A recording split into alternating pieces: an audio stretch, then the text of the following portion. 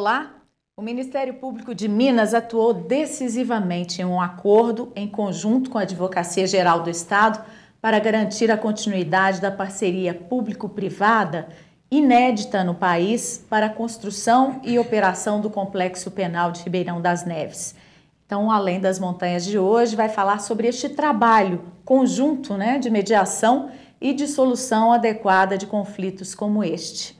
Participam conosco aqui no estúdio a promotora de Justiça, Daniele de Guimarães Germano Arlê, que é mestre em Sistemas de Solução de Conflitos e coordenadora técnico-jurídica do Compor, o Centro de Autocomposição do MPMG.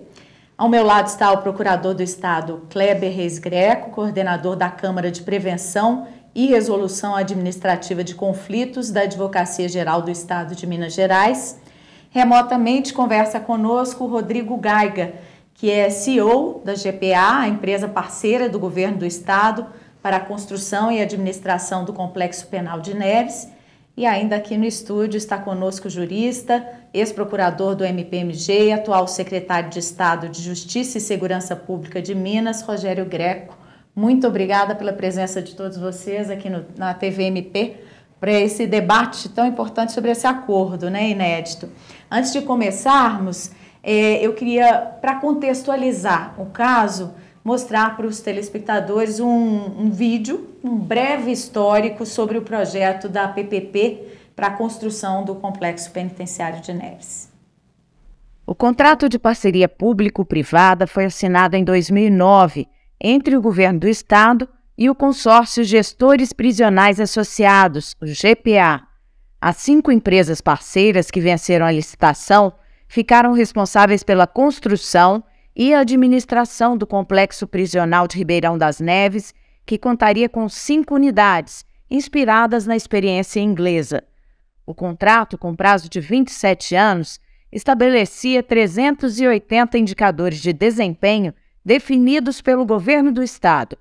O grupo empresarial ficou responsável pela manutenção e gestão dos serviços, que incluíam atividades educativas e de formação profissional, fornecimento de refeições e uniformes e tratamento de saúde e odontológico dos presos. O investimento por parte do consórcio seria de cerca de 280 milhões de reais. O governo só iria fazer o repasse de recursos quando os detentos passassem a ocupar o local. Os primeiros presos do sexo masculino foram transferidos para o complexo em janeiro de 2013. 3 unidades prisionais ficaram prontas e abrigam hoje pouco mais de 2.000 presos. O acordo previa a construção de outras 2 unidades, com capacidade total para 3.800 detentos. Bom, dito isso, vamos saber do secretário por que foi necessário revisar o contrato, refazer esse acordo inicial.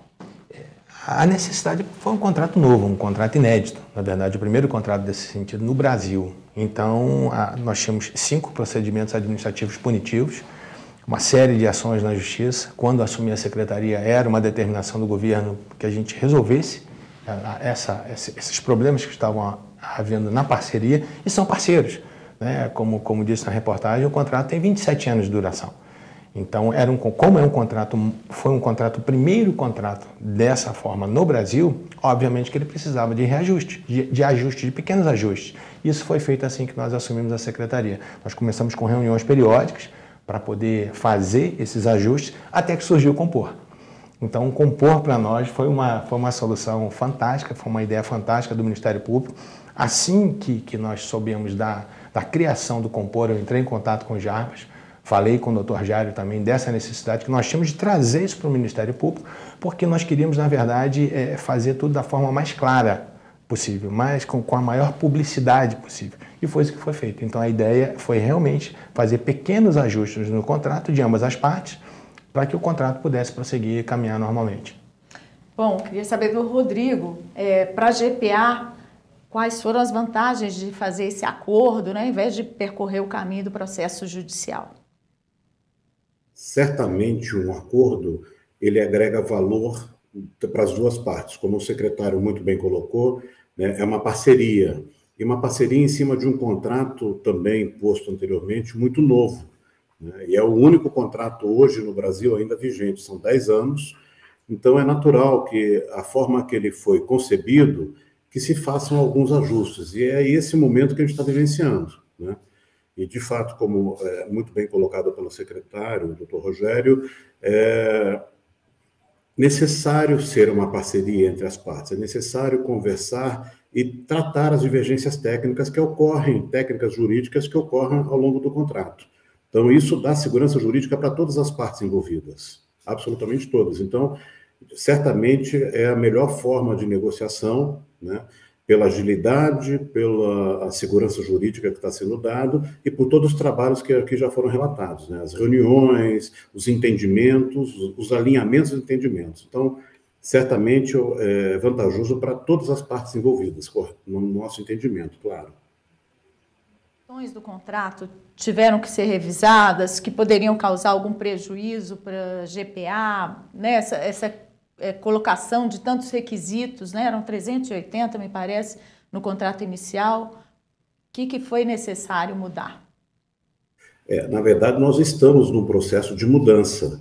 E essa mudança tem que ter tratativas técnicas, como o secretário também colocou, muita transparência, né, de todas as discussões ocorridas, mas é natural que ao longo desses 10 anos, nós já temos 10 anos de operação, né, alguns entendimentos sejam alinhados. Tanto que essa composição, né, que participou a CEPRAC, a Compor e as partes envolvidas, ela tem um resultado excelente, porque há um diálogo para que as coisas se alinhem em prol do contrato, da sociedade e de todos, né? Nós estamos falando de um contrato que atende bem a sociedade mineira e a brasileira, sendo um contrato inovador, né? Doutora Daniele, como é que o Ministério Público teve que atuar nessa celebração desse acordo, né? Depois do contato do governo do Estado para que mediassem isso? Bom, primeiro, olá a todos. Doutor Rogério, um grande prazer estar aqui. Querido sempre mestre e colega, doutor Kleber, com o qual o Compor tem a honra de trabalhar, aprendendo todos os dias. Laura, obrigada pelo convite. O caso, que nós chamamos de caso, o pedido de atuação do Compor, ele chegou ao nosso órgão em junho de 2022. Chegou pela Secretaria de Justiça e Segurança Pública, através de um ofício do senhor secretário, e fizemos uma reunião para entender as necessidades que adivinham, né, desse problema, e soubemos naquela reunião que o caso já vinha sendo tratado pela CEPRAC, que é a Câmara de Prevenção e Resolução Administrativa de Conflitos do Estado, da AGE. Então, para evitar uma sobreposição, nós consultamos a CEPRAC sobre o interesse em fazer a comediação com o Compor, e assim agimos. Isso permitiu também que fosse celebrado um termo de cooperação técnica para atuação conjunta em processos de mediação da CEPRAC e do Compor. Consultamos, após a aceitação da CEPRAC de atuarmos juntos, nós consultamos a promotora com atribuição natural, identificamos quem era. O que é muito relevante, o doutor Rogério bem sabe disso, o Ministério Público ele tem independência funcional, então nós não podíamos atuar sem a presença do órgão que seria o órgão com atribuição para judicializar qualquer problema. Então, feitos esses convites e todos tendo aceito participar, nós iniciamos o processo de mediação, que se deu através de reuniões conjuntas. No total, me parece que foram 3 no Compor, com uma que já havia acontecido na CEPRAC, e usamos toda a metodologia do processo de mediação, que é uma negociação assistida com a facilitação do mediador. Usando toda a metodologia, conseguimos que os atores, que eram Sejusp, GPA e a promotoria, presente como órgão natural, chegassem a esse consenso e conseguissem, a partir daí, inclusive transformar esse conflito, mantendo o melhor relacionamento entre eles, permitindo que, doravante, essa relação gere frutos mais ricos para o objeto final, que é a execução dessa parceria público-privada. Essa foi a atuação do Ministério Público no caso. Doutor Kleber, enquanto essa participação do Compor nessa negociação que a Advocacia Geral do Estado já vinha fazendo, acrescentou para que o acordo fosse realizado? Também quero cumprimentar a todos e dizer que é uma satisfação estar aqui. A atuação da AGE nisso, né? Por que o Compor? Exatamente pelo que o secretário e a doutora Daniela já disseram. A gente necessitava de uma segurança jurídica para fazer esse acordo. E eu posso dizer que não só o contrato da PPP era inédito, mas também a própria CEPRAC e o Compor são órgãos inéditos na administração pública do Estado e, posso dizer, do país inteiro, né? A criação desses órgãos de conciliação ela foi possível só depois de 2015. Aqui em Minas Gerais foi criado em dezembro de 2018 e foi efetivamente instalada a CEPRAC em junho de 2019, no âmbito da AGE. E o procedimento chegou lá para a gente por provocação da Secretaria de Justiça, pedindo a intervenção desse órgão de mediação, que também é inédito, né, como eu disse, na administração pública estadual. Nós acolhemos o pedido, processamos lá dentro internamente, fizemos a primeira sessão e logo identificamos a necessidade absoluta de intervenção do Ministério Público no caso. Não só porque era juridicamente complexo, né, mas também porque estava diretamente ligado a uma área extremamente sensível da administração pública, né, uma área que vem causando problemas administrativos no Estado. Eu posso dizer, lá nos meus 31 anos de advocacia pública, desde que eu entrei na Advocacia Geral do Estado, né? Por isso tudo, e porque a gente tinha realmente a necessidade de duas necessidades. Resolver o problema era absolutamente necessário para o atingimento dos objetivos públicos ligados a essa questão carcerária, que esse problema fosse resolvido, e precisávamos resolver com efetividade. E a efetividade conseguiríamos exatamente com o apoio do Ministério Público para conferir a todo esse acordo que acabou sendo feito espetacularmente. A segurança jurídica é necessária. Secretário, esse contrato, né, de PPP foi de um governo passado, né? Eu queria saber se o governo atual concorda com esse modelo, acha que ele é válido, que ele é importante para o Estado e para o nosso país, né? Sim, é válido, é uma experiência muito interessante, uma experiência nova, né? Assim, é o único contrato nesse sentido no Brasil.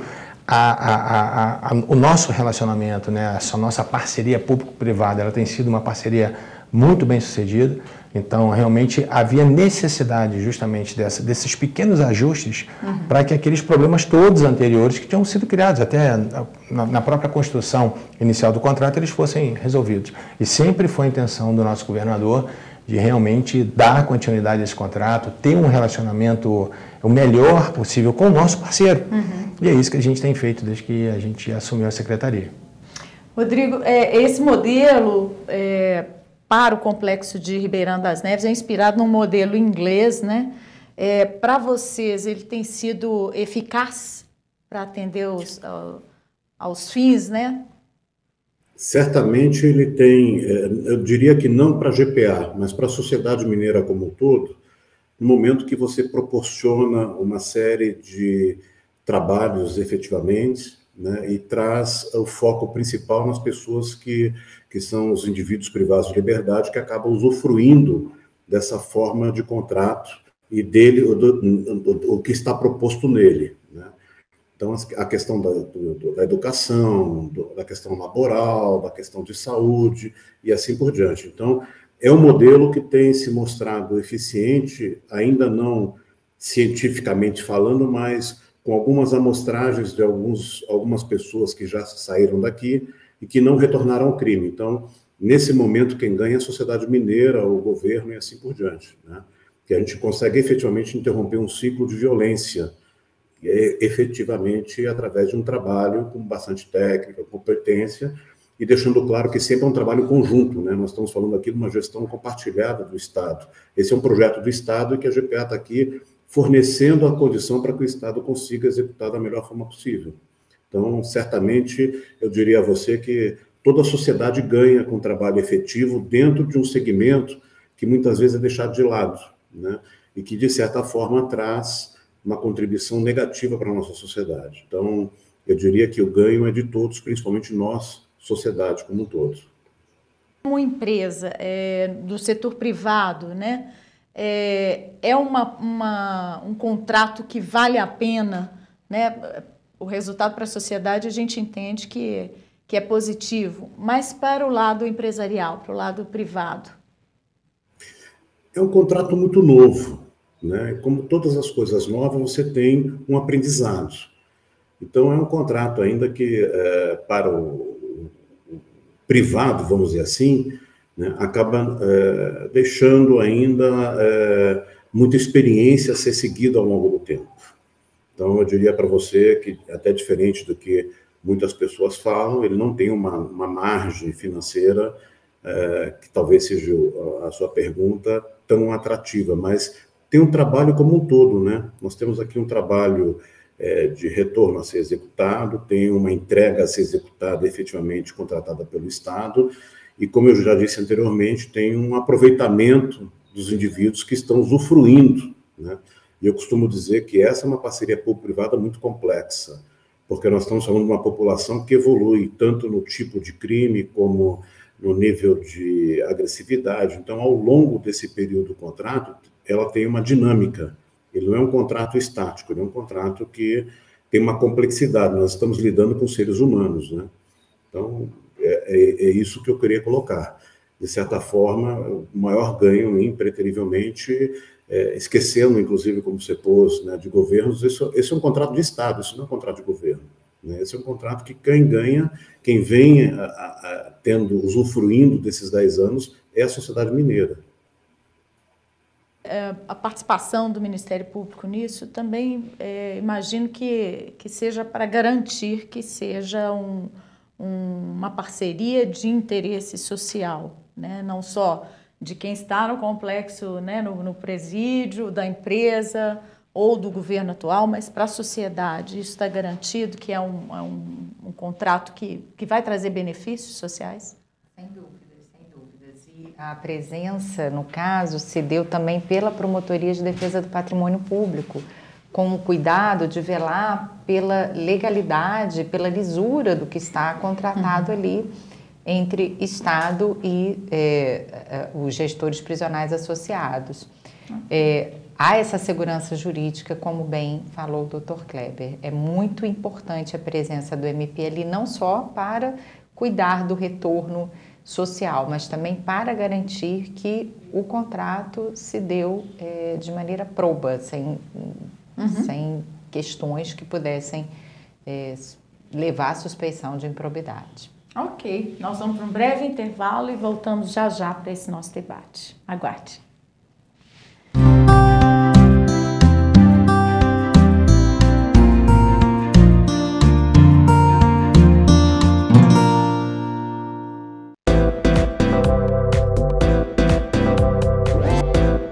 TVMP, em todo lugar, ao seu lado. Realização: Ministério Público de Minas Gerais.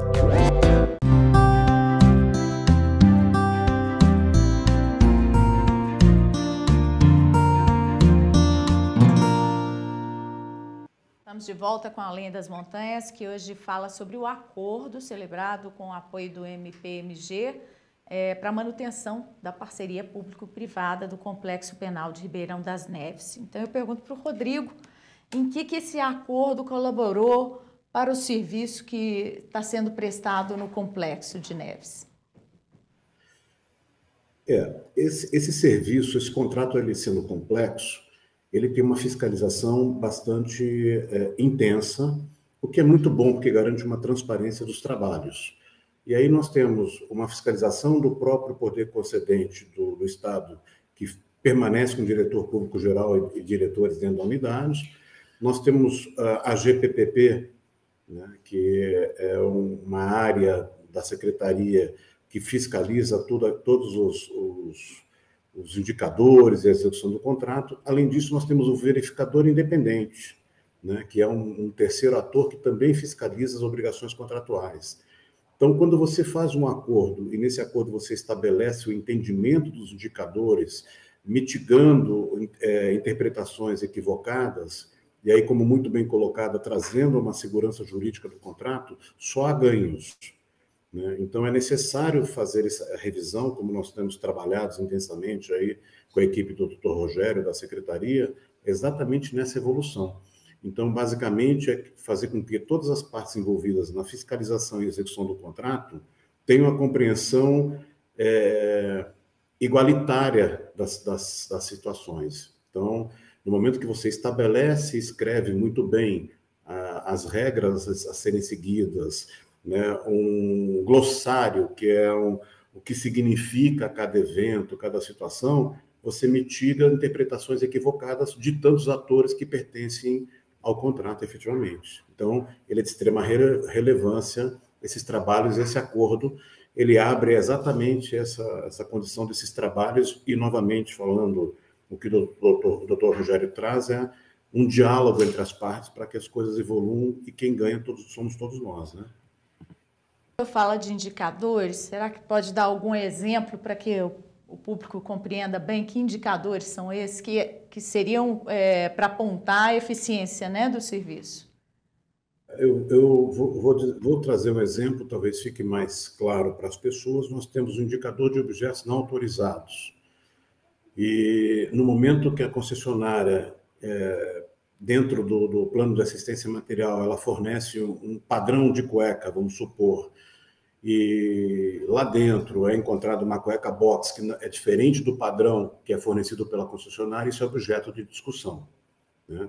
E aí a gente tem que entender o porquê que é objeto, como é que você fiscaliza essa situação, se tem algumas questões de restrição de revistas, como é que você controla a entrada e saída desse objeto. Ou seja, não necessariamente precisa ser um ilícito para ser um objeto não autorizado. Então, são essas questões que estão sendo evoluídas e discutidas entre as partes de como mensurar essas questões, né? Como é que viabiliza na prática esse tipo de fiscalização. Então, talvez esse seja um exemplo para ficar todo mundo entender que, quando a gente fala dos indicadores, não é só ilícito, não é só ilícito. Também nós temos todos os objetos que não estão autorizados a entrar. Então, eu acho que me fiz ser claro com esse exemplo, né? Claro. O secretário indicaria algum outro indicador, digamos assim, né? O Gaiga explicou muito bem. Que está sob controle da Secretaria. Sim, né, são vários. Não somente a preocupação são com os objetos de natureza ilícita, exemplo de drogas, de medicamentos, mas todos os objetos que fazem parte de um padrão dentro daquilo que a gente exige. Tem que atender normas de segurança, de uma penitenciária, digamos assim, com excelência de trabalho.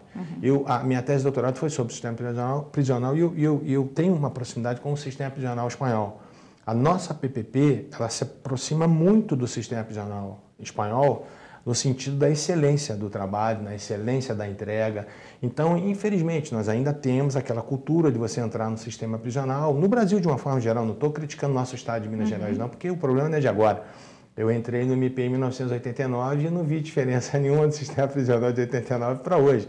Então, o que a gente está tentando fazer é melhorar, na verdade. Fazer com que o sistema prisional ele se adeque à Lei de Execução Penal, que é de 1984, que já tem bastante tempo, né? E até hoje se fala a respeito da modernidade da Lei de Execução Penal, que é de 1984, de moderno não tem mais absolutamente nada, mas porque a gente não cumpriu naquela época, a gente acha que não consegue cumprir nos dias de hoje. Mas se você entra no sistema prisional convencional, e essa é a minha briga aqui na Secretaria, minha grande luta aqui é essa, você vê um processo, que me perdoe, de favelização. Então, são camisas penduradas, são comidas nas celas. Então, a ideia da PPP é você ter um sistema prisional que atenda 100% às exigências da LEP. E é isso que a gente tem feito. Por isso que essa experiência é tão boa. Então, qual é o grande lance da nossa parceria? Vamos supor, queimou um motor numa determinada unidade prisional do Estado. Quando é que esse motor vai ser consertado? Não sei. Quando tiver verba para isso, né, doutor? Quando a gente puder, quando a gente der o nosso jeitinho, por mais que a gente se esforce. Com o parceiro é diferente. Existe um contrato. Não tem isso do motor estar, não é, Gaiga? No motor não funcionar por um dia. Não existe essa possibilidade. Então, na parceria público-privada, o público ele se encarrega das funções típicas de Estado. A direção do sistema prisional, entrar com os policiais penais. O restante todo é feito pelo nosso parceiro e faz com excelência. Então, por isso que é um sistema de sucesso. Então, a PPP, ela só não teria necessidade se nós tivéssemos um sistema penitenciário estadual que cumprisse tudo. Esse é o nosso sonho, né? Mas a gente tem que fazer isso. O problema que nós temos é crônico, ele já nasceu com problema no sistema prisional, então, à medida que nós formos consertando, nós vamos nos equiparar à parceria público-privada. Nós falávamos aqui, antes do programa começar, sobre o antigo presídio de Neves, né? Que ainda existe, não faz parte desse complexo da PPP. Né? A penitenciária Zé Maria Alckmin. Assim... Qual o comparativo que o senhor faria de um e outro? Você está querendo entrar no filme de terror, né? E depois... Assim, a Zé Maria Alckmin é uma penitenciária que já vai aí para quase 100 anos, né, doutor? Foi a primeira penitenciária no nosso estado, ela foi... O começo da construção foi na década de 20, ela foi terminar essa construção na década de 30. É uma penitenciária que, assim, a gente tem um cuidado especial por ela, porque é a mais antiga do estado.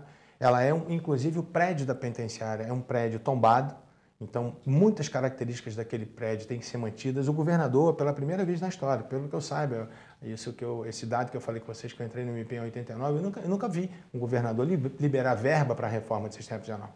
E o nosso governador liberou em torno de 75 milhões de reais para a reforma do sistema.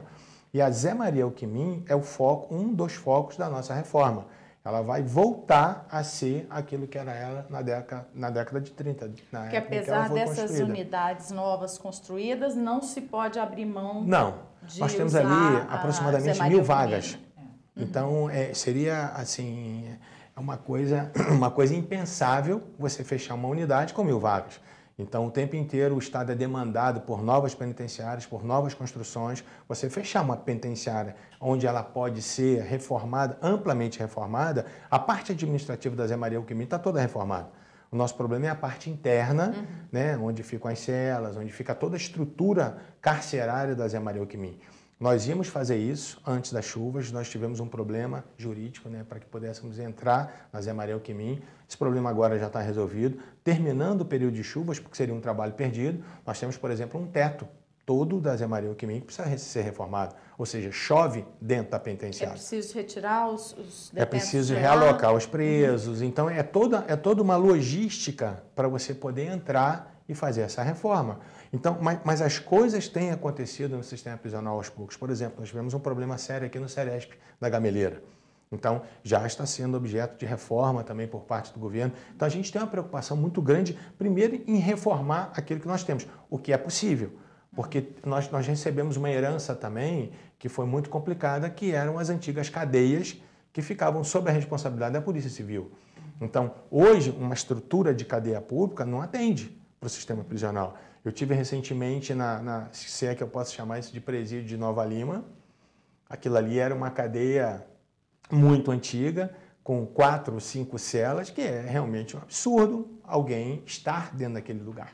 Então vai ser um outro foco também do governo do estado, desativar a cadeia de Nova Lima. Nós já estivemos conversando lá com o defensor público da comarca, com a juíza da comarca, o prefeito, que é um parceiro nosso, vai conseguir um terreno para que possa ser construída uma penitenciária que atenda às determinações da LEP. O que a gente só quer é cumprir a LEP. Só que ela vem sendo descumprida desde 1984 e não é fácil, né? Você consertar. Nós temos atualmente em torno aí de 180 sistemas prisionais. Então, espalhados aí, divididos pelo estado inteiro. Então, é muito complicado, principalmente porque o governador pegou um estado falido, pegou um estado quebrado. Agora que nós estamos começando a realmente implementar os nossos projetos. Bom, voltando ao acordo, doutora Daniele, quando a gente fala em acordo, né, a gente pensa que cada parte tem que ceder um pouco, né, para se chegar a um consenso. O que foi preciso regular, né, de lado a lado, para que o acordo fosse fechado?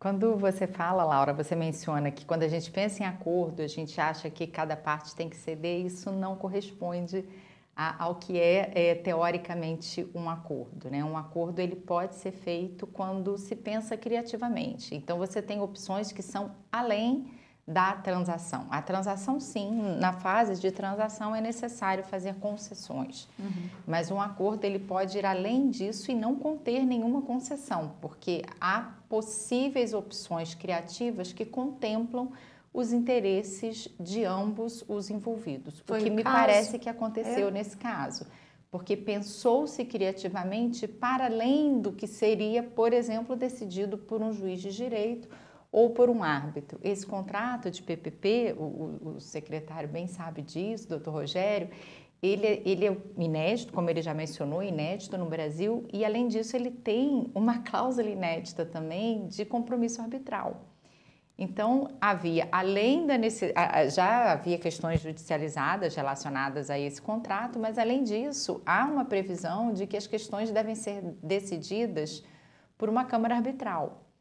Então, de uma forma ou de outra, seja o juiz, seja o árbitro, nós estamos falando de decisões que vêm de fora e não das partes envolvidas naquele problema. Essa decisão que vem de fora, ela não consegue ser criativa bastante como a solução que foi encontrada entre os envolvidos diretos no mesmo problema. Eles conhecem os indicadores, eles conhecem a vivência desses indicadores, eles conheciam a possibilidade, a diferença entre o que havia de indenização e o que havia de multa, que a multa era uma penalidade, algo imposto que não dizia respeito necessariamente ao gasto do Estado. A indenização foi mantida. O Estado não abriu mão do que tinha gasto. Então, em nenhum momento houve perda do Estado nesse sentido. Por isso que, na minha avaliação, não houve concessões. Houve uma solução criativa, essa sim, que permitiu. E eu acho que esse foi um grande ganho. As partes poderem, elas mesmas, encontrarem uma solução consensual para esse problema comum. Primeiro porque elas se tornaram autônomas. Então, elas são as donas da bola, elas estão envolvidas no problema e conhecem ele melhor do que o terceiro. Segundo, pela questão do tempo. Qualquer processo hoje no Poder Judiciário, ele dificilmente vai acabar em 8 meses, como acabou este. Eu estou falando 8 meses porque foi quando ele teve início na CEPRAC, o compor veio na comediação, ele foi de fevereiro a dezembro, por uma questão bastante complexa de um contrato de trato sucessivo detalhes, né? Como este. Então, você teve diversas vantagens, a autonomia da decisão, a celeridade, a efetividade e, para mim, a melhoria de relacionamento entre, eu não estou falando dos atores pessoas jurídicas, secretaria e GPA, eu estou falando até das pessoas físicas que no dia a dia estavam ali também naquele contrato. Funcionários... Sim, que conseguem, né, os executores desse contrato, que aprenderam a compreender a visão do outro. Até porque é uma experiência nova, né? Exato. Inédita. E essa escuta foi muito importante, muito rica também para todos os atores. Então, acho que houve diversos ganhos para as partes dessa mediação. Doutor Kleber, qual foi a importância dessa composição, né? Se ela não ocorresse, se isso tivesse que ser resolvido judicialmente, o que poderia trazer? Vamos colocar a questão da seguinte forma. Se não houvesse a solução consensual, como já era um problema judicializado, e eu estou dizendo de 2016 para cá, fiz uma pesquisa rápida lá na GE, o que eu encontrei de judicialização dessa questão da PPP começou em 2016. E se repetia ao longo do tempo. Quer dizer, não adiantava nada a gente resolver as ações judiciais que já tinham sido postas no Poder Judiciário, porque outras viriam e pelas mesmas causas, né? Então, assim, se o acordo não acontecesse, não tivesse acontecido, nós teríamos um cenário de judicialização eterna. Durante o prazo de execução desse contrato, 27 anos, nós teríamos dia após dia, novas judicializações, exatamente por esse dissenso interpretativo que se tinha no contrato. Daí toda a importância dessa Poderia dessa colocar negociação. Em ameaça a parceria? E nós imaginarmos um cenário de litígios eternos, o que nós teríamos como resultado? Um fracasso do projeto, né? Nós temos que lembrar que não estamos cuidando de um contrato propriamente dito. Não é um contrato, né, que a gente diz bilateral, com obrigações de parte a parte, que há até um certo antagonismo num contrato. É uma parceria. Numa parceria, o que acontece, né? Em termos de direito comercial, a gente fala do affectio societatis, né? Pessoas que se juntam com o mesmo propósito. Então, não há um litígio. O litígio, ele decorria, era da má interpretação do contrato. Num cenário de litígio eterno, a gente necessariamente desaguaria para um fracasso desse projeto, inédito no país e que atacava, como eu já disse, um ponto muito sensível da administração pública. Eu posso dizer isso pessoalmente porque lá na advocacia eu estou há 30 anos, um pouquinho mais. Desses 30 anos eu fiquei quase 10 anos na gestão do patrimônio imobiliário do Estado. E na gestão do patrimônio imobiliário do Estado eu tive que trabalhar com todos os conflitos que envolveram a questão penitenciária, né? Interdição de presídio, determinação judicial para construir, para reformar, para interditar, para remover presos, sabe?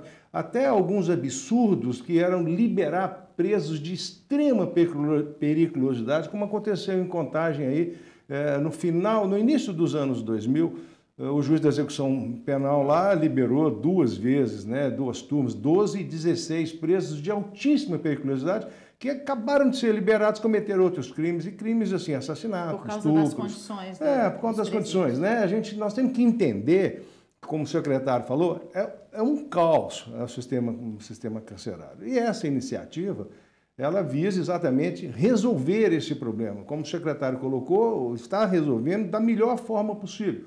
Rápida, eficaz e da forma mais barata para o Estado.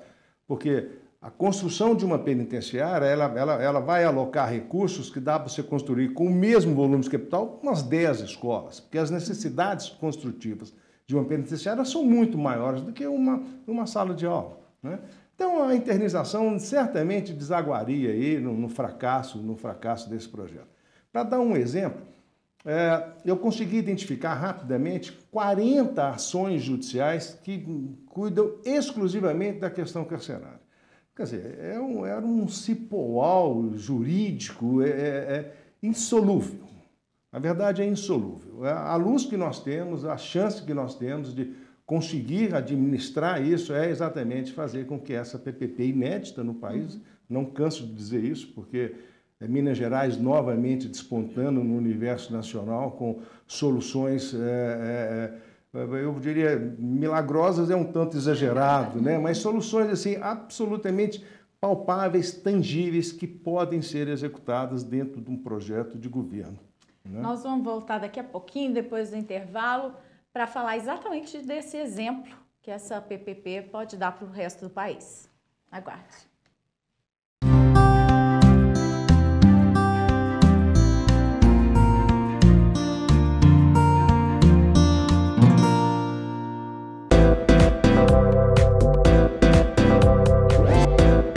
TV MP, em todo lugar, ao seu lado. Realização: Ministério Público de Minas Gerais.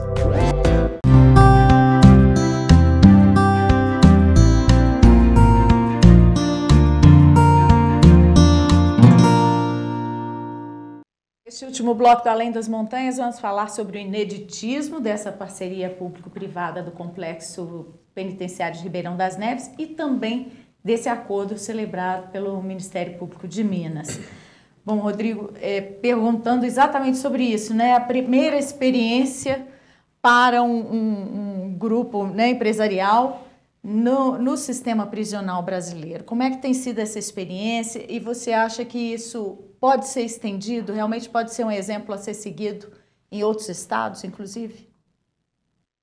Certamente, como colocado anteriormente aí pelo Dr. Rogério, no momento que você garante a execução plena da Lei de Execuções Penais, que você estabelece condições, né, que também foi colocado aí, de permanência das pessoas no cumprimento da sua pena, né, e com isso você começa a trabalhar, inclusive, a questão da psicologia cognitiva, trazendo a individualização, e fazendo esse indivíduo refletir sobre o evento que o trouxe aqui dentro, você tem, de fato, uma série de questões, de ganhos efetivos, né? Quando muito bem o doutor Rogério colocou, nós temos aqui um acordo de nível de serviço, que é um acordo muito utilizado nas áreas de facilities, onde no momento que você tem uma necessidade de alguma intervenção na estrutura, e eu vou exemplificar um pouquinho, se queimar uma lâmpada, nós temos um prazo para que essa lâmpada seja trocada. Então, você começa a ter uma condição mais humana de atendimento a essas pessoas, você começa a ter um arcabouço jurídico para poder fazer essas cobranças e que, de fato, elas fluam. Agregado a isso, o Estado tem nos permitido trazer alguns trabalhos, né, mais intensos, focados na área religiosa, na área de saúde mental. Então, a gente tem trabalhado até com algumas meditações aqui dentro, exatamente procurando inovar e tendo um entendimento de como isso reflete na cabeça e o que isso agrega de valor efetivo para as pessoas que aqui estão. Então, de certa forma, eu acho que o ganho é para a companhia, e muito bem a doutora Daniele falou, para os profissionais que trabalham nesse projeto, seja de que parte for, né, da concessionária, do verificador, do poder concedente, até os órgãos fiscalizadores, né, a própria justiça, através da vara de execução penal e assim por diante. Então, ele agrega e traz, sim, né, estudos de casos para poder serem mensurados e multiplicados, tanto no âmbito da engenharia, na inteligência colocada na infraestrutura, que deve ser aproveitado pela secretaria, porque muitos itens foram pensados, nem todos deram o resultado que era uma expectativa inicial, é claro, né? Mas existe uma inteligência na engenharia, existe uma inteligência na gestão dos utilities, e aí eu estou falando até no consumo de energia, as lâmpadas LEDs. Então, como o doutor Kleber muito bem colocou, na gestão da estação de tratamento de efluentes. Então, há uma gestão, né, bem profissionalizada que pode ser utilizada como um laboratório e replicado, sim, às demais unidades, né? E aproveitando tudo que deu certo e tudo aquilo que também não deu certo, né? As experiências que não deram certo, elas têm que servir para nós para dizer, olha, precisa ser ajustado nesse contexto, nessa contextualização. Então, certamente, eu diria que para nós profissionais, para nós empresa privada e para o Estado, e de novo, eu falo sempre da sociedade, porque esse é um projeto de Estado, ele agrega muito valor nesse contexto, ou seja, se um acordo de nível de serviço funciona para que o motor seja consertado, a lâmpada seja trocada, e nós estamos só falando alguns dos vários itens que são absorvidos nesse contexto, né, da tecnologia trazida, das aberturas e fechamentos automatizados das portas. Então, há um ganho expressivo para todo mundo. Eu entendo que esse projeto ele trouxe muita inteligência desde a sua concepção, né? E agora, mais do que nunca, uma inteligência muito bem apontada pela doutora Daniela, de amadurecimento das partes ao longo desse contrato, dos entendimentos e de todos os ganhos. Então, basicamente, eu diria que ele acaba tendo referência, né, de vários aspectos, tanto de engenharia quanto de operação, entre outros, que aqui acabam sendo desenvolvidos sempre em conjunto com o Estado, com a Secretaria, né? E que muitos têm obtido êxito nas suas aplicações. A gente falava aqui da inspiração em modelos do exterior, né, de outros países. O complexo, como ele funciona hoje, é equiparável a modelos que a gente vê eficientes nos Estados Unidos, na Europa, principalmente? Eu diria para você que eu já estive, tanto nos Estados Unidos quanto na Europa, visitando sistema prisional, né? E eu diria que o que nós temos aqui é, inclusive, muito superior ao que se tem lá fora. Nós temos um foco muito na ressocialização, ou seja, dar a oportunidade ao indivíduo da escolha, né, em que direção ele vai no momento da sua saída. Então, esse é um projeto bastante inovador e ele tem, sim, sido referência de comitivas, tanto nacionais quanto internacionais, procurando entender o trabalho que o Estado vem formalizando conosco aqui. Então, isso, nesse contexto, acho que é o principal, né? Secretário, a gente tem outros modelos considerados eficazes, né, para a ressocialização, principalmente como as APACs, né? É possível conciliar modelos diferentes, esse da PPP, com APACs, com outros modelos que estejam dando certo? Inclusive, a APAC, ela é um projeto de sucesso, é um projeto antigo. Eu conheço a APAC também desde que eu entrei no Ministério Público. Agora, a APAC, ela precisa de alguns ajustes. Não é qualquer tipo de preso que pode ser um preso de APAC. Então agora nós estamos inclusive fazendo uma resolução conjunta com o Tribunal de Justiça, até para que os juízes possam ter segurança de colocar os presos na PAC. Então eu não posso ter um tratamento bucólico, por exemplo, com um determinado tipo de preso. Porque a PAC, ela não tem não existe uma atuação muito forte e imediata do Estado no que diz respeito principalmente à vigilância. Não existem policiais penais nas APACs. Então, o preso ele tem uma liberdade muito maior, então não é qualquer tipo de preso. Então, por exemplo, eu não posso colocar um preso faccionado numa APAC. Infelizmente, já aconteceu, do preso entrar de manhã à tarde e já ter fugido. Então, o índice de fugas das APACs, inclusive, é 3 vezes superior ao do sistema prisional convencional. Mas é um projeto que também precisa de ajustes, mas é um projeto para nós, assim, fundamental para uma determinada característica de preso. Porque o preso ele não consegue se ressocializar se não for através do trabalho, né? Do estudo, do trabalho, essa parte que o Geiger falou, da parte espiritual. Então, por exemplo, a luta nossa da Secretaria é essa. O pedido do governador foi que pelo menos nós tivéssemos aí até o próximo ano pelo menos 50% dos presos trabalhando. Hoje nós já atingimos um índice infinitamente superior com as mulheres presas. Nós temos em torno de 2.000 mulheres presas no sistema carcerário, aproximadamente 75% dessas mulheres trabalham. Nós temos um projeto hoje que foi inclusive inaugurado pelo governador, projeto de confecção de absorventes no sistema prisional. O sistema prisional, hoje, ele tem 2 unidades femininas que fabricam os absorventes, porque a gente sabe que muitas mulheres deixam, né, de ir à escola, nas escolas públicas, essas coisas todas, por falta de absorvente. Isso, sabe, ferindo a sua dignidade. Então, o sistema prisional ele tem muito a contribuir. Então, não só ele tem que ser visto dessa forma, né, pejorativa, como preso, aquele que praticou o crime, aquele cara que a sociedade abomina, mas o sistema pode retribuir isso de alguma forma à sociedade. Então, por exemplo, só para que vocês tenham uma ideia, o ano passado o sistema prisional produziu 115 toneladas de hortaliças. Durante o período de pandemia, nós fizemos 8,5 milhões de máscaras e foram distribuídas no sistema de saúde. Então, assim, você começa a modificar o sistema prisional através do trabalho, mas tem que ser um trabalho em que... E o preso também. E o preso também. Do trabalho, preso, sim. Porque antigamente nós tínhamos uma visão equivocada do preso. Você levava alunos no sistema prisional, aí vinham os presos lá fabricando aquelas coisinhas de artesanato, barquinhos, costurando bola. Isso não existe. Né? Isso pode ser bonito, né, para uma apresentação das pessoas que vêm de fora. Oh, que legal, o preso fazendo barquinho com picolé, que bom. Ele vai morrer de fome quando ele sair do sistema prisional. Então, a nossa ideia é realmente habilitar o preso de forma profissional, de forma técnica. O meu sonho, na verdade, o que acontece já na PPP, nós temos um grande problema com a alimentação, que a nossa alimentação é transportada. Então, o sistema deixou de fazer a sua própria alimentação e optou há muitos anos por uma alimentação transportada. E sempre deu problema.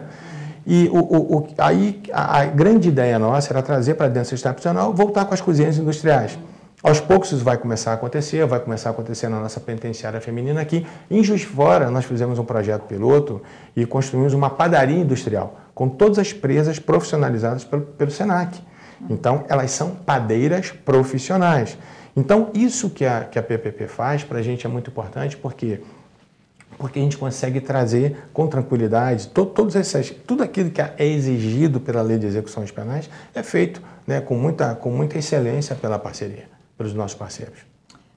Kleber, uma coisa que a gente vê como problema para projetos assim são as mudanças de governo, né?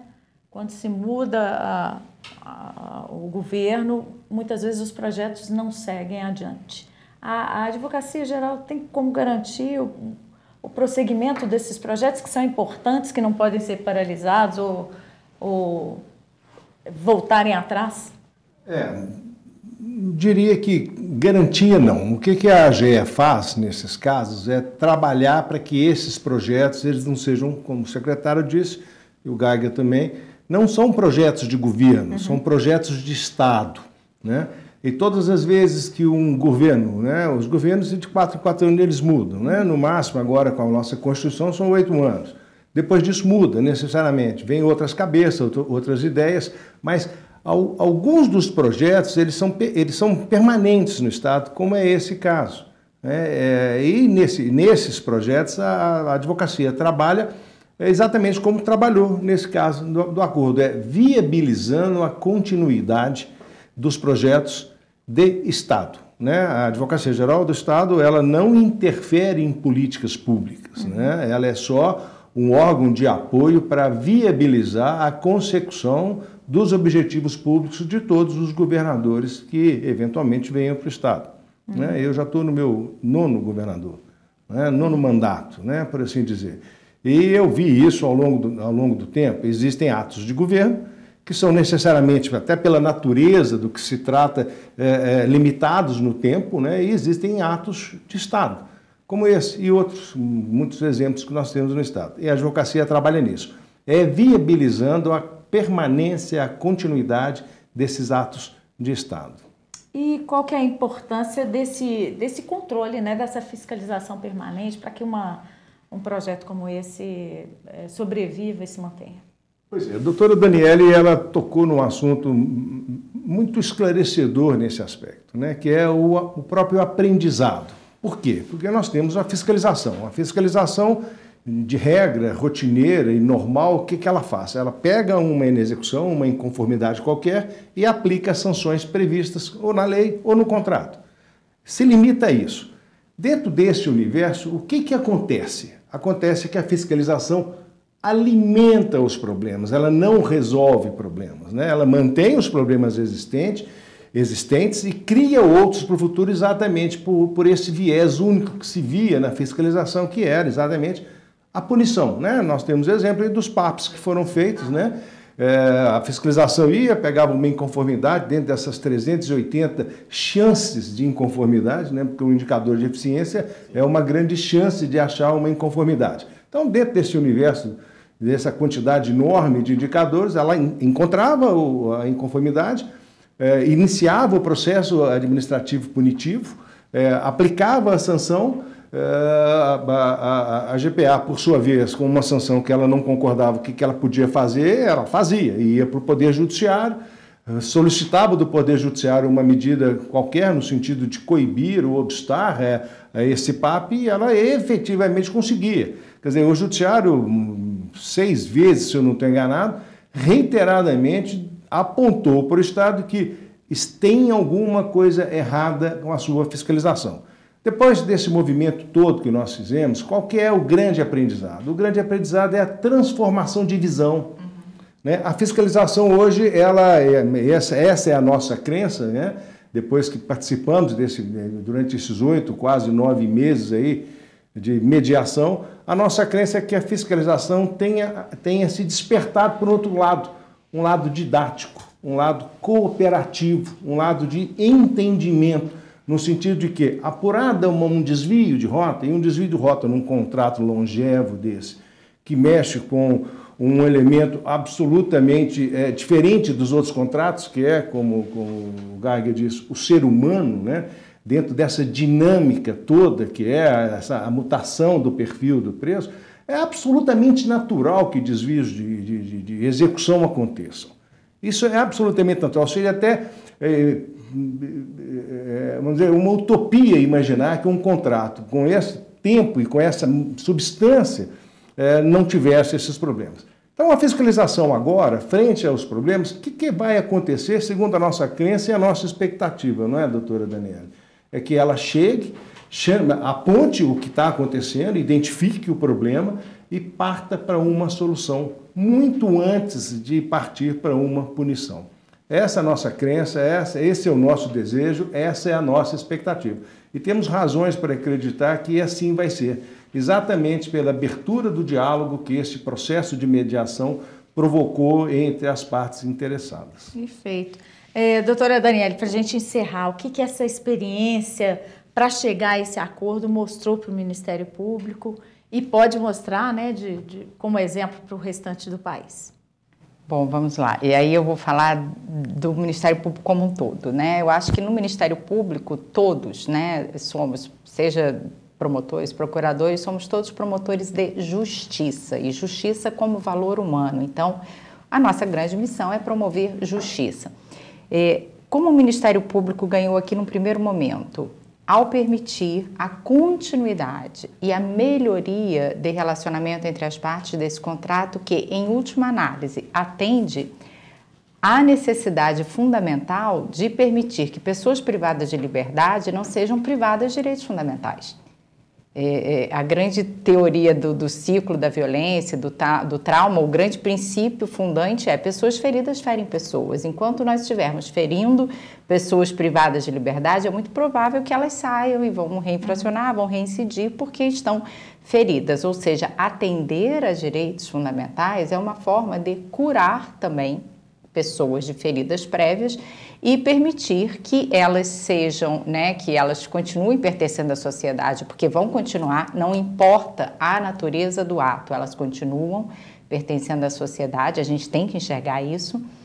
E então que essas pessoas sejam restauradas, suas comunidades, suas famílias e a sociedade, para a qual aquelas pessoas voltam convivendo, uma vez que não estejam mais privados de liberdade. Então, esse é um lado do MP. O outro lado que eu acho que teve um grande ganho de aprendizagem para o MP, que vale a pena investir em processos dialógicos, em processos autocompositivos. O diálogo, e aqui eu vou citar um grande mestre do diálogo, que é o David Bohm.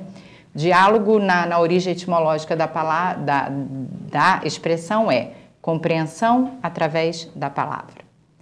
Quando as pessoas encontram um processo que é um método próprio, através do qual essas pessoas podem dialogar, elas conseguem encontrar soluções para problemas comuns. Então, esse grande aprendizado fica também para o MP, que vale continuar, vale persistir e vale investir cada vez mais em órgãos, a exemplo do Compor. Muito obrigada pelas presenças de vocês aqui hoje, pelas participações. Muito obrigada pela sua participação aqui também. E sucesso nessa parceria aí. A você que esteve nos assistindo, continue ligado aqui. O Além das Montanhas volta em breve. Até!